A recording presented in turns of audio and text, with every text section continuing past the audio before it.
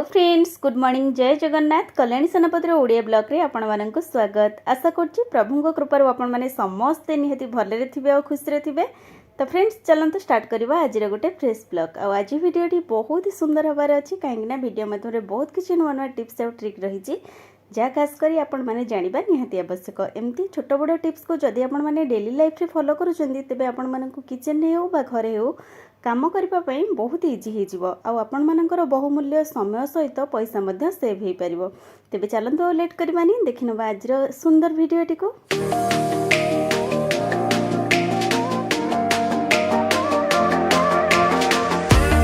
सांग मैंने सबुदिन पर वीडियो स्टार्ट करिया पूर्व आपण मानक गोटे रिक्वेस्ट जदि भी कहीं आज आपण मानक भितर चैनल नुआ अच्छा प्रथम पाखर थिबा बेल आइकन को प्रेस करी चैनल को सब्सक्राइब कर नियंतु ताकि मोर वीडियो प्रथम नोटिफिकेशन आपण मानक पाखरे पहुंचबो और आपण मानकर ए टिके टिके सपोर्ट मते आगो को जीवा को निहाती मोटिवेट करिवो बा मो पई आशीर्वाद भली निहाती काम करिवो। चलंतु और लेट न करी जानि नबा हमर प्रथम टिप्स टी आज कोन अछि। सांग माने किचन रे माने जेबे भी कोनोसी जिंस ग्रेट करि थाउ तो आपण माने देखिथिबे जदि छोट जिंस होईची हमको ग्रेट करबा पई निहाती भाबे असुविधा होइथाय मध्ये जदि किछि बड़ जिंस भी हमें ग्रेट करूचे आ बड़का अंश एमती किछि रहि जाउची छोट खंड से छोट पीस को मध्ये ग्रेट करबा पई हमको बहुत ही डिफिकल्ट होइथाय काईना ग्रेटर रे हम आंगुलीर ऊपर भाग एमती घसी हे जाय जहा तर कि हम हाथटी छिली हे जाय खंडिया मध्ये हो जाय और बहुत पेनफुल लागि थाय। तो सेथि पई आज आपण मानन पई गोटे सुंदर टिप्स आनिची जेबे भी किछि छोट रु छोट जिंस भी आपण माने ग्रेट करिया पई चाहुचंदी एमती गोटे कंटा चामच रे आपण माने फुटै नियंतु आ जेते छोट जिंस हेथौ मध्ये देखिबे आपण माने बहुत इजी रे सेटा आपण माने ग्रेट करि परिबे बिल्कुल भी आपण मानक हाथ बा आंगुली उपरे प्रेशर पड़िबो नाही बा छिली होबार भय मध्ये रहइबो नाही और बहुत इजी रे मध्ये हम माने कम समय रे एमती ग्रेट करि परिबा। नेक्स्ट टाइम आपण माने जेबे भी किछि छोट बड़का बा टुकुरा खंड एमती ग्रेट करूछंदी निहाती भाबे टिप्स टी को फॉलो करंतो हेल्पफुल रहइबो।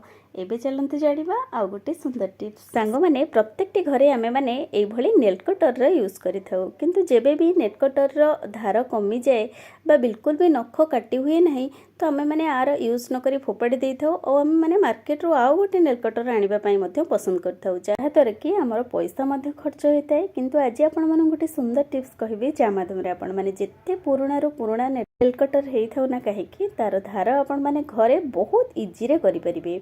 सेति पई हमको आवश्यक मेडिसिन रो रैपर जेबे भी आमे मेडिसिन यूज करिथाउ तार रैपरटी को आमे माने फोपाड़ी देथाउ किंतु आपण माने बिल्कुल भी फोपाडंतोनी ये हमर बहुत छोट छोट काम रे हेल्पफुल रहिबो। जेमती कि जदि कोनोसी मेडिसिन रो एक्सपायरी डेट मध्ये सरी जाईची तो आपण माने मध्ये से मेडिसिन खोल को एठी यूज करि परिबे।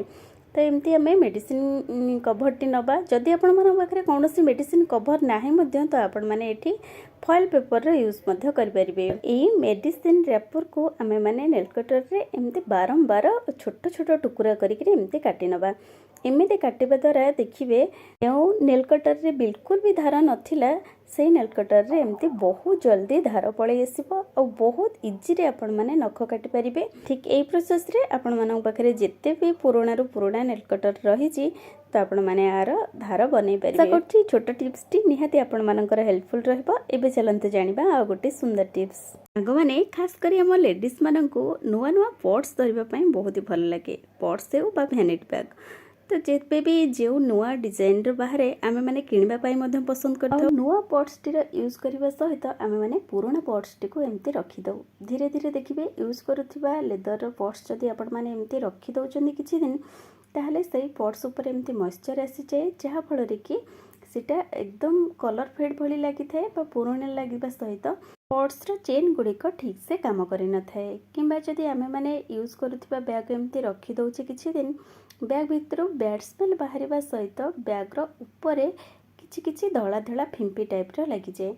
तो आज आपण माने गोटे सुंदर टिप्स कहबी जहा फल रे कि आपण माने बहुत ही लॉन्ग टाइम पर्यंत आपण माने सेव बा वैनिटी बैग हो एकदम सेव करिकरी लॉन्ग टाइम पर्यंत आर सुंदर भाबे यूज करि परिबे। सेति पई हमें माने अल्प मात्रा रे किछि वेस्लिन नबा और वेस्लिन को हमें माने पॉट्स ऊपर एमती भलो से 2 ରୁ 3 मिनिट जाए एमती भलो से गोटे कोटिंग देके घसी नबा। एती करबा द्वारा आपण माने देखिबे जेते पुराना रो पुराना पॉट्स हेथौ ना काहे कि एकदम नुआ भली साइन करबा और बहुत ही लॉन्ग टाइम पर्यंत मध्ये लास्टिंग करिवो कारण जेहेतु आमे माने एठी वेस्टिन लगेइचे लेदर पॉट्स होइतबारु ये बिल्कुल भी खराब हेबो नाही बा फिंपी मारिबा नाही।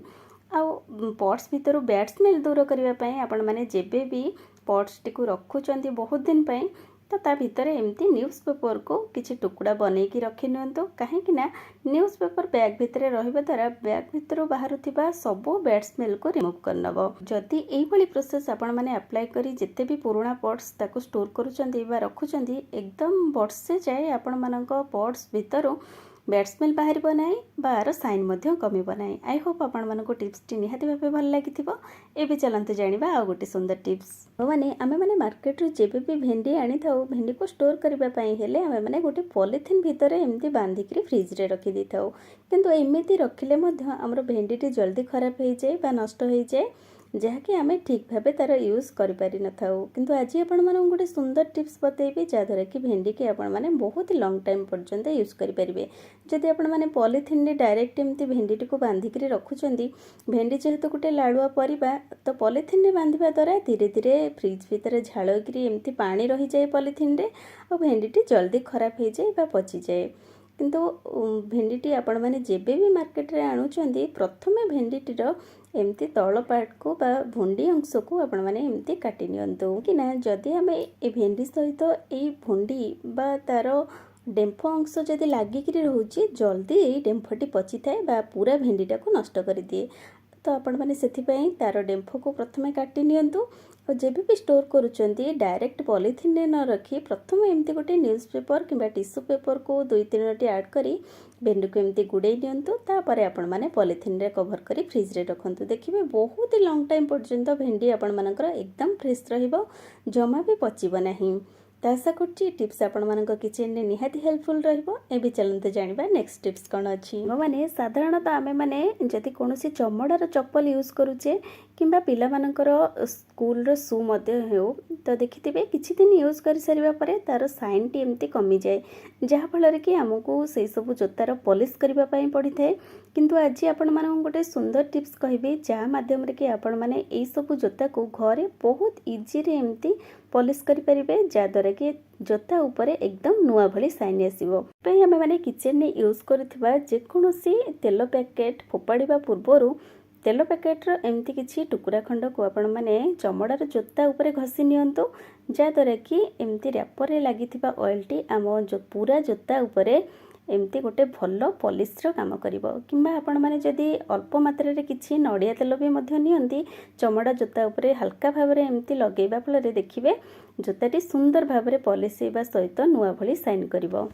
आशा करुच्ची छोटी टिप्स टी निहाती आपण मानकर हेल्पफुल रहबो। एबे चलंतु जानिबा आ गोटे सुंदर टिप्स। सांग माने प्रत्येकटी किचन रे आलू तो अवेलेबल रहउची आलू रो मध्ये आमे माने विभिन्न प्रकार यूज करूचे जेमिति कि खाली रोसई रे नुहे कोनोसी औषधीय गुण पई मध्ये आमे माने आलू रो यूज करूचे किंबा आमे माने स्किन केयर पई मध्ये आलू रो यूज करचे। किंतु आज आपण मानको आलू रो गोटे सुंदर यूज बतेबी जहा जानला परे आपण माने आश्चर्य होई जिवे। प्रथम आमे गोटे आलू को भल भाबे क्लीन करी तार चोपा छडे नबा और चोपा छडे सारिबा परे गोटे स्पून साहाय्य आलू को एमती होल करनबा।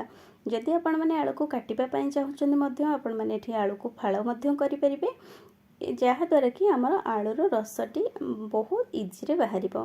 तो एमती आमे माने स्पून रे पूरा आलू को होल करनबा। तो आपण माने देखिथिबे जेबे भी किछि व्हाइट शर्ट ऊपर किछि दाग लागि जाय से दाग को रिमूव करिबा पई हमको बहुत ही प्रॉब्लम होई थाए। जेते सर्फ बा साबुन यूज कले मध्य दागटी छाडी न थाए। तो आज रो टिप्स जानिबा परे आपण माने बहुत सहज रे व्हाइट शर्ट ऊपर जेते भी दाग लागि थाउ ताको बहुत इजी रे रिमूव करि परिबे। तो ये देखो जेबे भी किसी कौन धला सार्ट उपर दाग लगी जाऊँगी तो आपण मैंने एमती खंडे आलू को काटी नियंतु आ आलू को होल कर सारिबा परे आलूर रस को धीरे धीरे से दाग उपर दे एमती स्क्रब कर नियंतु। देखिए 5 ରୁ 10 मिनट आपण मैंने यही भाव स्क्रब करने फल से दागटी धीरे धीरे रिमूव हो आपण मानक कौन सी डिटर्जेंट बा साबुन यूज करने पड़वानी नॉर्मल पानी रे आपण मैंने जेबे भी वाश करेंगे देखिए से दागटी संपूर्ण भाव रिमूव हो जाइए। करुच्ची आज छोट छोट टिप्स मध्यम जदि आपण मानक भिडियोटी पसंद आछि भिडियोटी को लाइक शेयर सहित गोटे भल कमेंट टी दियंतु। चैनल नुआ थिले चैनल को सब्सक्राइब करंतु। पुणी देखा किसी नुआ नुआ टिप्स सहित नेक्स्ट वीडियो रे। रहूची बाय।